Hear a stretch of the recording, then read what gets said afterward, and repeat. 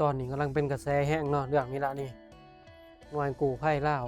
เอา QR Code ไปแปะอยู่ใต้คอมเมนต์รับเงินบริจาคแต่พังไทยเขาบ่ฮู้เลยเขาบ่เคยรับเพิ่นไปรับทีนี้เป็นดราม่ากัน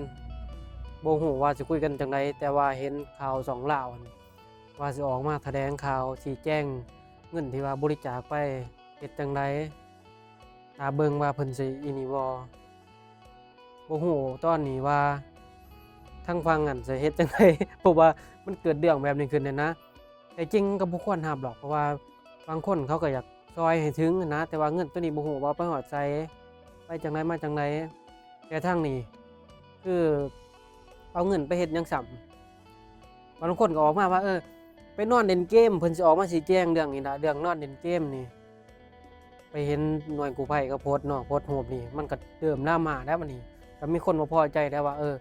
มันบ่สมควรเอาไปโพสต์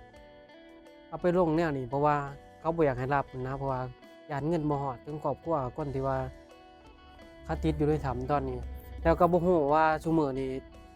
ทีมงานของหน่วยกู้ภัยลาวยังประสานงานต่ออยู่บ่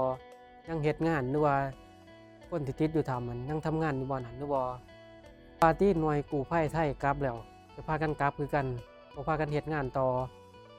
ถ้าเว้าแนวนั้นแล้วถ้าว่าบ่เฮ็ดงานต่อนี่ข้อยว่านี่ถ้าบ่มีหน่วยกู้ภัยไทยนี่คนลาวเฮานี่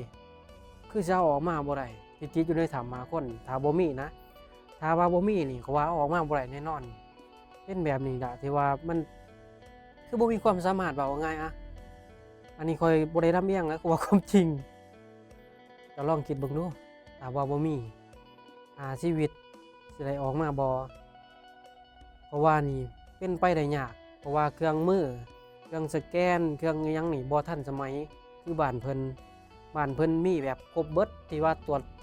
ว่าคนอยู่ไสเป็นห้องโถงอยู่ไสของถ้ำเพิ่นฮู้ทันสมัยนะแบบว่าทันสมัยถ้าซากู้ภัยบ้านเฮานี่คือแบบบ่ทันการเลยก็ฝากติดตามเด้อทุกคนว่าอันนี้ก็เป็นช่อง YouTube ใหม่กำลังเฮ็ดมาใหม่เนาะก็แบบอยากลองสร้างเบิ่งว่ามันจะสามารถผ่านบ่ก็อยากลองเบิ่งอยากท้าทายเบิ่ง